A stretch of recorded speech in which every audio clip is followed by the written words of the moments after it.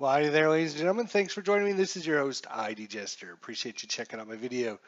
This video is going to be a video review of Devil Night Dawning, a dark fantasy novel written by Damien Black. And I'm going to be reviewing it. And I'm going to do this in the same way I do most of my reviews here. We're going to give you some information about it. Then we're going to give you some pros and cons of what I thought of the fantasy novel. Then I'm going to read you a couple of the passages out of the book so you could just see the writing style, and see if it's something that you might be interested in. Then I'll give you my final verdict after that. So so that's what we're going to be doing. So this is Devil's Night Dawning. It's by Damien Black. This is book number 1 of the Broken Stone series. There are supposed to be, I believe, 5 novels in this series, and you can see on the desktop there, the second one, Warlock's Sun Rising, has already been out, and the third one was supposed to be out in 2018, although there's only a couple months left here in 2018, so hopefully it'll be out shortly after this. This is a dark, epic fantasy book. It's 650 pages, so lots to sink your teeth into, so very long story. It was released July 20th, 2016. And a note of this book, it was a finalist for the 2017 Mark Lawrence SPFBO competition. Its current rating is for user ratings on Amazon is 4.1 out of 5 stars. I'm going to try and make this as spoiler free as I can, so if you haven't read this yet, I don't want to spoil anything for you. So in this novel, we're following the exploits of 2 monks and their journeys throughout the novel. One is an old monk and the other is a novice, so he's just starting to come into his own. And they get caught up together and start their adventuring together. As they're adventuring around, they are tasked with solving the mystery of some ancient artifacts that have been stolen. Meanwhile, throughout their travels through the book, it takes them through many different kingdoms, and they get involved in all kinds of political intrigue, and their adventures actually intertwine with the events that unfold around them during their travels. So there's many other aspects going on inside the book that these monks during their travels intertwine their story with what's going on in the lands. So let's talk about a little bit about the pros, and then we'll talk about the cons. So the pro, number 1, Damien Black is an excellent writer. His command of the English language is spot on excellent. He's very strong, and his writing is exceptional. So that is right off the first thing I noticed. His writing style. He's an excellent writer. He's got great command of the language, which we're going to talk about here in a minute some more. So I don't want to go too much into that. Pro number 2. The adventure and the story are compelling and interesting, even from the opening scene.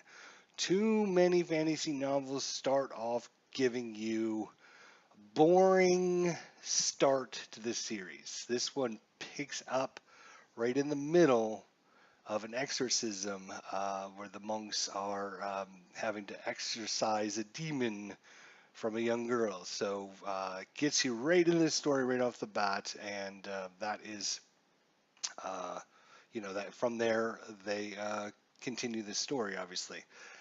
Number 3, and I find this one to be the most intriguing, and it might take me a second to explain what I mean.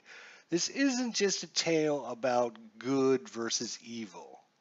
Mr. Black weaves the horrors of war and the causes of men into the story that you understand enough that evil and good is not just one thing. It's how the person that's viewing it or doing the act is determined. So, for example, if I am supposed to be upholding the law and being a good character, and I have met an evil person that is not doing the same things, but this evil person gives me information that's going to help me uh, complete my task.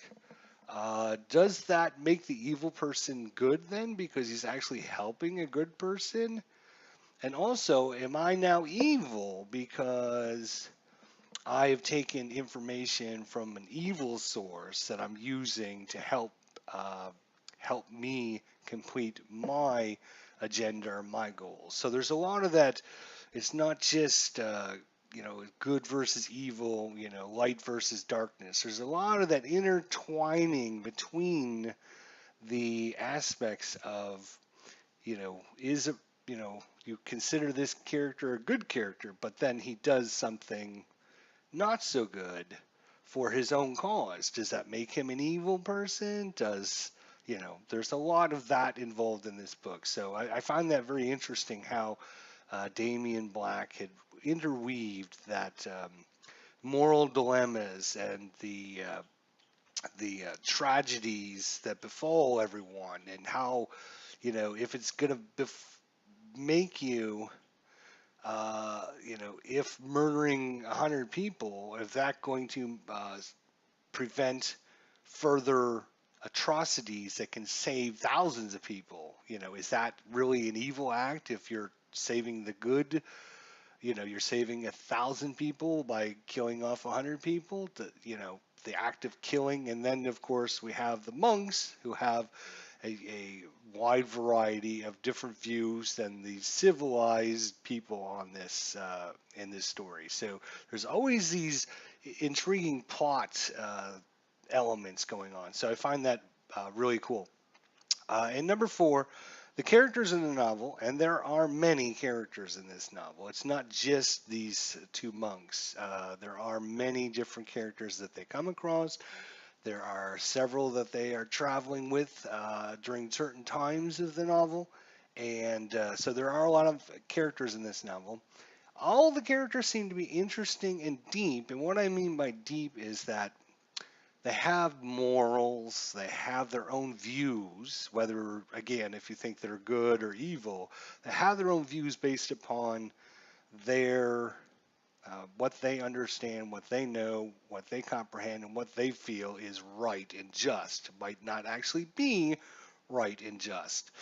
Uh, and I find that these characters grow and change as the events unfold, especially the main two characters who start off in the book and at the end of their journey, they're not the same people they were when they first started this journey because of the events that unfold and the realizations and the triumphs and tragedies that they've befallen on them. So they they grow and expand, and they're not the same person at the end of the adventure that they are in the beginning. So I find that really, really interesting as well.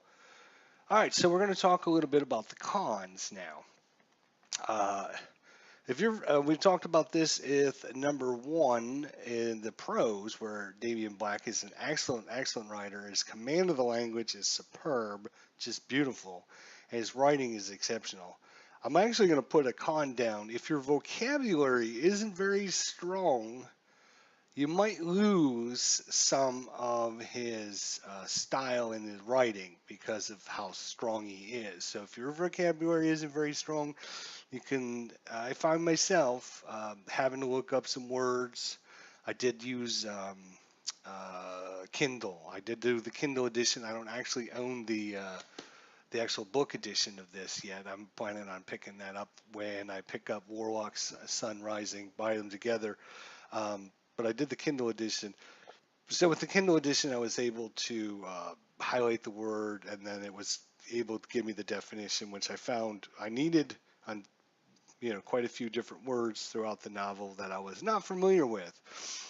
So if you're not very strong in vocabulary, you might get lost a little bit in the story. Not much. I'm just saying, just a little bit. So that can be good or bad depending on your view. I'm putting this down as a con, but if doesn't seem forced, it doesn't seem overwritten or anything like that. It's just some of the terminology he uses and some of the words he uses are just beautifully done. It's just sometimes I'm like, well, I'm not sure what that word is. So that's a con number one. Number two, for dark fantasy story, um, which is what it's supposed to be, I found it to be dark, but not quite dark enough for me as my own personal taste. I would have liked to have it a little more darker than it was. There was some bad things and throughout the book, but he didn't go into them too much to make them darker. I guess it could have been done a little bit more when the dark times came that made it a little darker. And I think that, again, could be something, again, this is just a personal taste. I was expecting something slightly darker than it was. And although it was, a dark fantasy tale, it wasn't quite as dark as I was thinking it was going to be. And I would have liked to seen it, like I said, a little bit darker. Now, this can be a con for me, but it can actually be a pro for you, because if you don't want a really dark fantasy novel, then this might be right up your style. And like I said, it's not that it wasn't a dark fantasy or there wasn't any of that. There was some, but I think it could have been a little bit more, and it could have put the reader in more of a desperate dark situation that's going on. So that's number two. And number three, you have to learn a lot of terms throughout the book. There are a lot of different kingdoms, a lot of different places, a lot of different names, a lot of different terminology that's used throughout this novel for this fantasy world. And if you don't continue reading it or you take a little break, you can forget who's what and where and all that. Now, with that said, I'm pretty bad about that. I will admit I don't do a very good job of keeping track of who, I kind of, when I read a name, I kind of gloss it over and it doesn't sink into my thick head. So I have to kind of go back and reread some of that again to kind of, okay. But there is an awesome glossary in the back of the book. Just beautifully well done the way the glossary is. It's not just like this term and this. It's kind of almost written like a story that brings up all these different terminologies. So it's beautifully well done. I really, really like that as well. So again, even though it's under a con, I'm going to I put it down as a con, but it's not. If you're used to epic fantasy stories and used to having different characters and different locations and different places and different kingdoms and you know characters that are called one thing, but they're also called something else. Then they're also called Lord of, you know, they got their name right, and then they have their Lord name, and then they have their title name. But they're all three of the same type person. That's what I'm talking about. Is remembering. Oh, okay. This is really this character over here. So that's that. All right. So those are the three cons that I could find with the book. Now what I'm going to do is I'm just going to read you some different passages. And basically the way I do this is I don't look for something specific. I just kind of randomly go to a page and I just copy the text and post it in here so I can read it to you. Again, it's just kind of randomly done. It's not to, for any specific purpose other than for you to see the writing styles, to see if this would be something you'd be interested in. So first passage here, I kind of do one from like in the beginning of the book, kind of one from the middle, and then one kind of towards the end of the book. Again, not trying to, there's no spoilers here. You don't have to worry about that, but you can kind of see things. So the one from early in the book, unperturbed, Adeko's mentor lit the second candle on the other side of the entrance. Turning his face to the possessed girl, the adept banished his crucifix. It was a simple silver rod depicting the Redeemer being broken on the wheel. But there was power in such a thing, if wielded by a true initiate. As it had done on the previous occurrences, the thing that was and was not, Gazelle flinched back, pulling up the dirty blanket to abjar the hated symbol. With a deft movement in her other hand, Adelko Mentor reached into the folds of his gray habit and produced a silver phial, flicking several drops at her green-tinged hand. A pious cry escaped the girl as they dropped as the drops burned her fingers, causing her to let go of the blanket. To Adelko's ear, it sounded like an infant in pain, but he knew better than to fall for the deception. All right, so that was kind of the passage from kind of the beginning of the book. Now we'll do one more towards the middle. Adelko, can you hear me? The novice voice flickered open with a start. Has he been dreaming? Yes, he had. But of what? A forest? A dark pit? He couldn't recall. Hosgrim had bent over him, looking anxious into his eyes, and held aloft his crucifix. The silver rod glinted dully in the strange light of the forest. The forest. So that part hadn't been a dream. Slowly rising himself to a sitting position, Adelko rubbed his eyes and looked about him. It was the clearing where he had been. The rock was still there, the same as before, only this time it was empty. A shiver went down his spine as everything came flooding back to him. What? What happened to the... ... And then the third paragraph here. But a sorcerer powerful enough to conjure up demons and perhaps communicate with henchmen across great distances will not be confounded forever, I fear, suggested Holsvar. No, indeed, acknowledged Hosgrim. That is why the sooner we tell the Grand Master of this, the better. I don't say that Hennequin is omniscient, but he will have a better idea of what to do about this than anyone I can think of. May I asked Lord Lothar coldly, addressing the king, if the great master of the Argonians is so wise and powerful, why has your majesty even bothered to summon me here? It seems that with respect for the true temple is at a low ebb in this room, hardly surprising in a nation that increasingly puts the king before God. So again, just some slight passages from different spots in the book, just so you can understand the writing style and how things are, kind of done throughout the novel there. So that's kind of my thoughts about the book, my pros, my cons, and then of course the passages. And now it's time to make a decision on what we're going to do with this. So, how did I feel about this book? I will tell you here as I load up my new background. Dun dun dun. This book has been ID Jester approved. I'm going to give it 4.5 out of 5 stars. I found this story very compelling. As a long book, 650 pages, I thought I will never finish this book ever. But it gets to several points in the book, throughout the novel, as opposed to some other fantasy novels where you started and it doesn't hook you or anything. This one kind of hooked me into it. It really made me feel invested with the characters, invested with the story, wanting to know what was going to happen, what was going to, the next part of the journey of these two priests. How was that going to interact with the other things going on around them? Again, it didn't receive a 5 out of 5 just because I would have liked to have it a slightly darker and slightly I just a lot of characters, a lot of places, a lot of terminology and all that. Again, that might just be a personal thing that I have, but you gotta have that. When you're dealing with epic fantasy, you're gonna have lots of names, you're gonna have lots of faces, you're gonna have lots of places to talk about, you're gonna have history about the fantasy world and everything like that. I would like to have it a little bit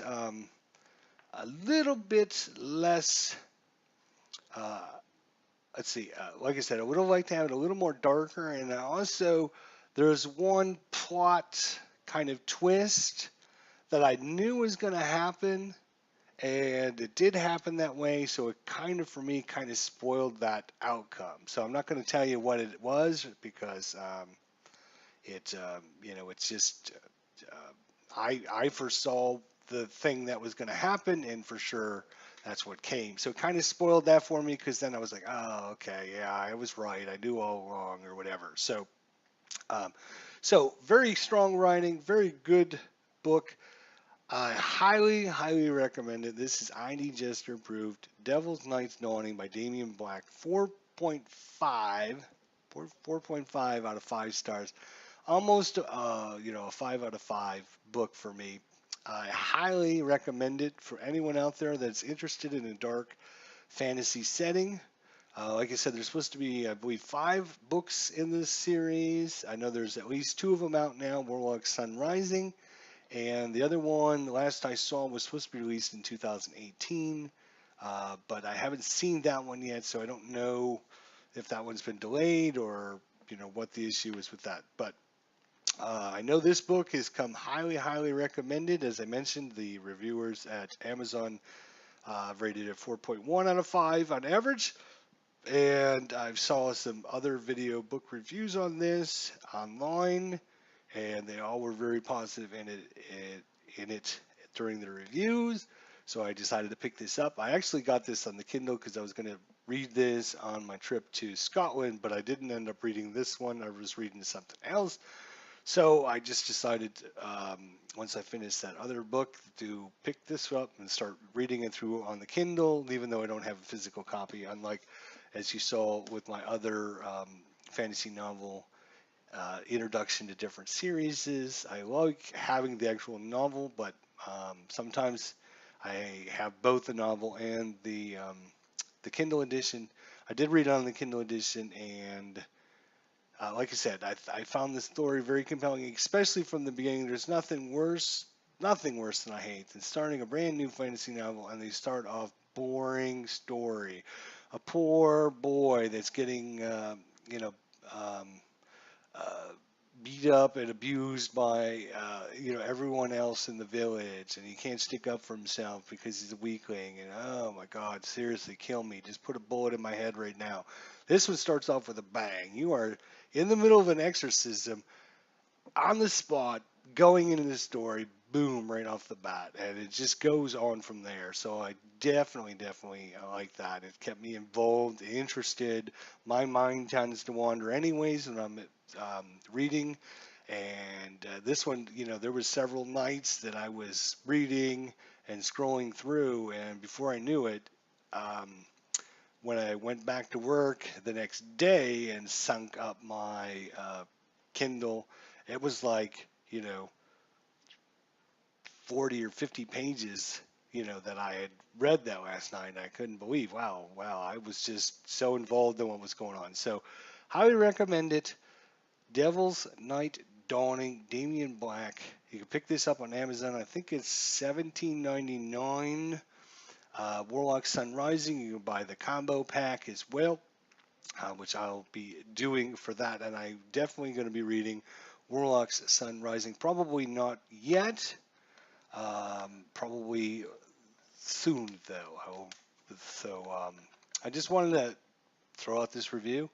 If you're interested in a dark fantasy setting, with all the things that we talked about throughout the review, this might be something that you might be interested. You can go to Amazon, you can read like the first 20 or 30 pages of the book, and you can check that out and see if it might be something. Again, Damien Black, really good writing, really good style, really good, interesting story, and kept me involved. Like I said, the only issues that I really had was I would have liked it a little bit more in depth on the horror part, and I would have liked, you know, less characters and less locations and stuff like that, which would have been better for my sanity. So, highly recommend it, guys. Go check out Devil Night's Dawning by Damien Black. We'll see you guys in the next episode. Thanks so much for watching. Take care.